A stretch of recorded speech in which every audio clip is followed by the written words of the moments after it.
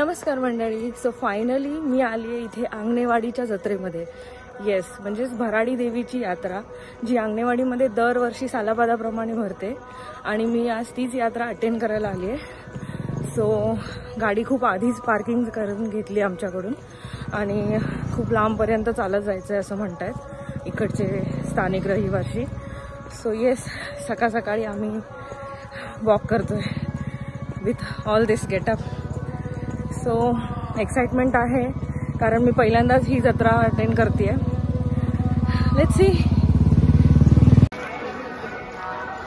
So मंडळी, तुम्ही बघू शकता पहाटेचे ऑलमोस्ट 4 वाजलेत आणि गर्दी इथे बघू शकता. सकाळ सकाळीच एवढी गर्दी आहे. मला तर वाटलं पहाटे जातोय म्हटल्यावर तेवढी गर्दी नाही मिळणार, बट इमॅजिनेशनपेक्षा पलीकडे ही गर्दी आहे. आणि हे बघू शकता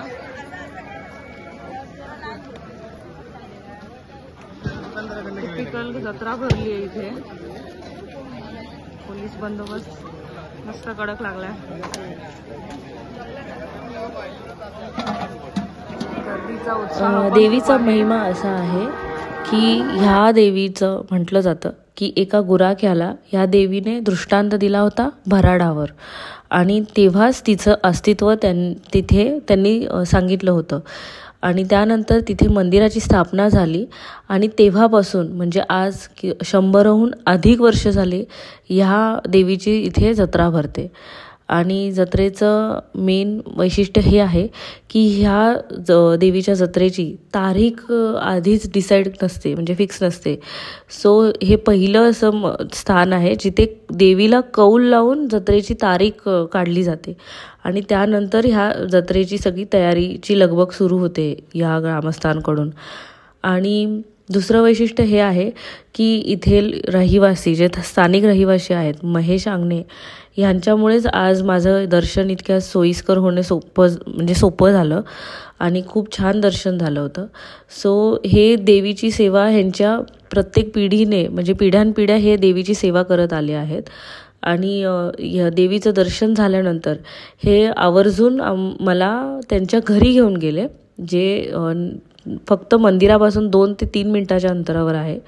त्यांच्या घरी जाऊन मला हे कळलं की खूप बऱ्याच ठिकाणाहून वेगवेगळ्या ठिकाणाहून त्यांच्या घरी काही लोक म्हणजेच त्यांचा मित्रपरिवार आणि नातेवाईक हे जत्रा पाहण्यासाठी किंवा जत्रेला देवीचा आशीर्वाद घेण्यासाठी आलेले होते. आणि हे आंगणे कुटुंब गेल्या कित्येक वर्षांपासून देवीची सेवाच म्हणू शकतो, सेवा म्हणून भक्तांचे म्हणजे आलेल्या भक्तांची मानसन्मानाने त्यांची काळजी घेणं आणि त्यांच्यासाठी जेवणाची सोय करणं, त्यांची राहण्याची सोय करणं हे आंगणे कुटुंबीय करत आहेत. आणि तिथे आम्हाला घेऊन गेल्यानंतर त्यांनी जेवण तर असतंच, नाश्तासहित 2 वेळेचं जेवण हे इथे असतं. सो ही जत्रा भरते 2 दिवसासाठी. पहिल्या दिवशी बाहेरून येणाऱ्या भक्तजनांसाठी असते दर्शनासाठी, कारण इथे वेगवेगळ्या ठिकाणाहून भक्तांची गर्दी होत असते आणि ही गर्दी दरवर्षी वाढत असते. ह्या गर्दीचा ओघ हा दरवर्षी वाढतच असतो. सो त्यामुळे हा दिवस फक्त त्यांच्यासाठी असतो. आणि तसेच दिवस असतो तो हा जवळपास राहणाऱ्या ग्रामस्थांसाठी, म्हणजे त्यामध्ये ग्रामस्थांसाठी दर्शनासाठी तर असतोच, प्लस आंगणे कुटुंबियातील किंवा आंगणे घराण्यातील लोकांनी किंवा तिकडचे घर जेवढे लोक आहेत त्यांनी हा नैवेद्य बनवायचा असतो देवीचा. सो प्रत्येक घरोघरी ह्या देवीचा नैवेद्य त्या घरातील स्त्रिया बनवतात आणि त्या घरातील मुख्य स्त्रीच हा नैवेद्य देवीला जाऊन दाखवते. सो ही अशी प्रथा आहे दुसऱ्या दिवसाची. आणि हे सगळं पाहून ऐकून खूप छान वाटलं आणि खूप वेगळं आहे. ह्या जत्रेचं वैशिष्ट्यच खूप वेगळं आहे. गर्दीचा ओघ बघता तर अंदाजही नव्हता की एवढी गर्दी असेल, बट खूप श्रद्धेने लोक येतात आणि म्हटलं जातं की ही नवसाला पावणारी देवी आहे. आणि खूपच छान. आणि पहाटेपासून म्हणजे रात्रभर देवीचं दर्शन सुरूच असतं, म्हणजे साधारणपणे 12 ते 1 पर्यंत देवीचा शृंगार केला जातो आणि 2 पासून नॉर्मली भाविकांना दर्शनासाठी हे ओपन होते, लाईन ओपन होते.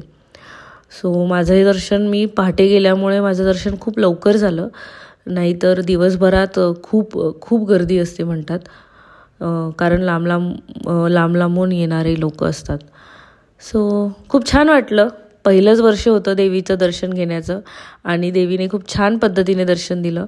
देवीचं रूप अलंकार इतके खूप सुंदर आणि पारंपरिक होते. खूप छान वाटलं मूर्तीकडे पाहून, पॉझिटिव्ह वाटलं. अशा पद्धतीने माझं अंगणेवाडीचं पहिलं वर्ष होतं जत्रेचं, जे खूप छान पद्धतीने पार पाडलं गेलं.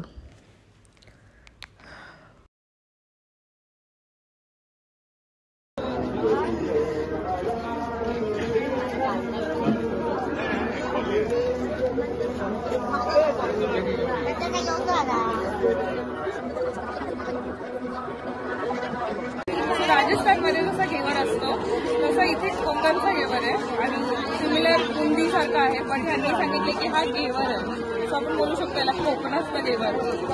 आणि तिला हा पण असा कडक असेल का, बट हे फ्रेश आहे ना, कारण लांब घेऊन जायचंय.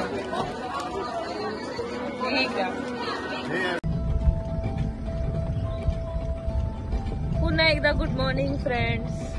आज पण आपण सूर्योदयाचं दर्शन घेतलेलं आहे. माझी सकाळ भलेही सकाळी 3 वाजता झालेली आहे, पण आता मला सूर्यदेवाचं दर्शन झालंय. सो विचार केला तुमच्यासोबत पण हे दृश्य शेअर करू. खूप मस्त आणि फॉगी ॲटमॉस्फिअर आहे. सकाळपासून खूप जास्त फॉग आहे आणि झाडांमधून हा सूर्य आपल्याला थोडा दिसतोय किंचितचा, बट खूप छान दिसतंय हे दृश्य. नमस्कार मंडळी, मी स्नेहा द रेडियंट वुमन या माझ्या यूट्यूब चॅनलवर तुमचं स्वागत करते. सो मंडळी, घसा थोडा खराब झालो हा, पण मी ट्राय करते चांगला बोलण्याचा. सो ठरल्याप्रमाणे आमचं शेड्यूल होतं अर्ली मॉर्निंग भराडी देवीचं दर्शन करण्याचं. सो ते खूप छान झालं आणि ते झाल्यानंतर आम्ही आमच्या हॉटेलवर परत आलो आणि थोडासा नाश्ता करून विश्रांती घेतली. सो आता विश्रांतीनंतर आम्ही आमच्या निघालो नेक्स्ट डेस्टिनेशनसाठी. सो बघूया नेक्स्ट डेस्टिनेशन कसं असेल. हॅलो मंडळी, सो खूप वर्षांपासून मी एक ऐकत आली आहे की कोकणातला हा पदार्थ जेव्हा पण तुम्ही कोकणात जाल तेव्हा नक्कीच ट्राय करा, असे मला फीडबॅक यायचे किंवा रिकमेंडेशन यायच्या.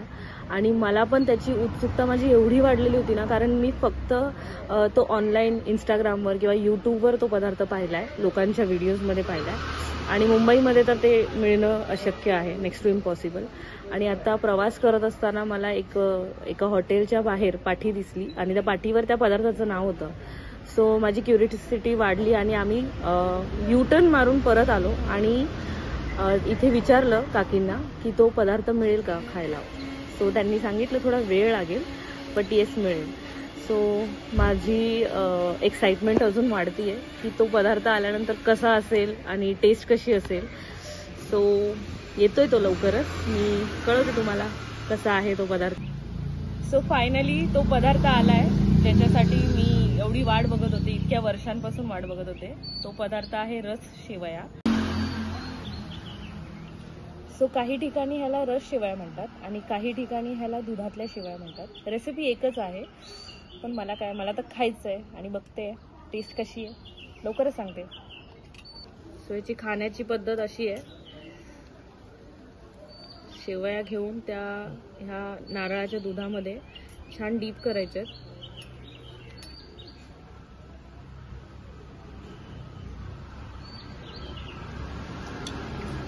वाव, अप्रतिम, म्हणजे शब्द नाही आहेत. आणि मला एवढी भूक लागली आहे, खूप जास्त टेस्टी आहेत, मस्त. सो मी आता कॉन्सन्ट्रेट करते संपवण्यामध्ये. बाय.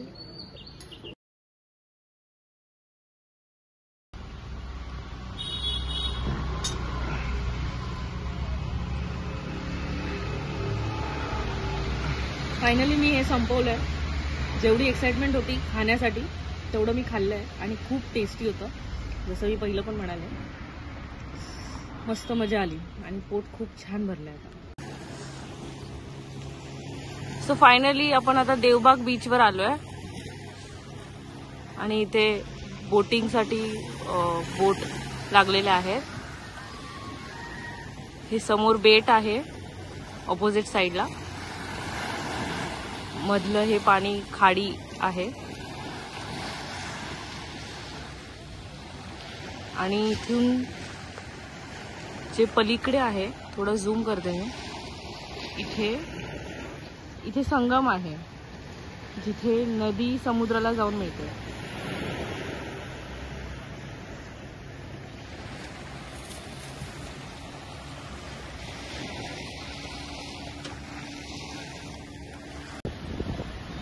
सो मंडळी, आता मी आली आहे तारकर्ली बीचला आणि आम्हाला पार्किंग बीचला लागून मिळाल्यामुळे खूप सोपं गेलं पार्किंगमधून बीचपर्यंत यायला.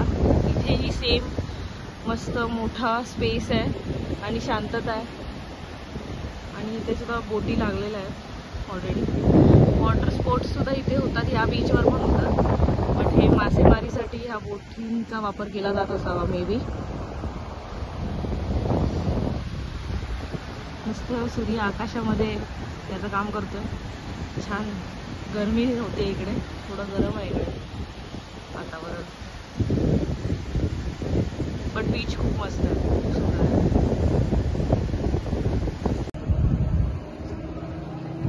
सो मंडळी, आम्ही आता आलो आहोत मालवण जेट्टीला आणि इथे सुद्धा मी तर म्हणजे इथूनच सगळा फिशचा सप्लाय केला जातो अख्ख्या मालवण शहराला. सो जे पण डिस्ट्रीब्युशन आहे ते ह्या जेट्टीवरून होतं आणि मालवणमधील ही सगळ्यात मोठी जेट्टी मानली जाते. सूर्याची सोनेरी किरणं पडल्यात मस्त आणि त्याचं रिफ्लेक्शन पाण्यामध्ये किती छान पडलंय, मस्त वाटतंय. पलीकडे सिंधुदुर्ग किल्ला दिसतोय. थोडासा लेट झाला मला, अदरवाईज मला पाहता आला असता.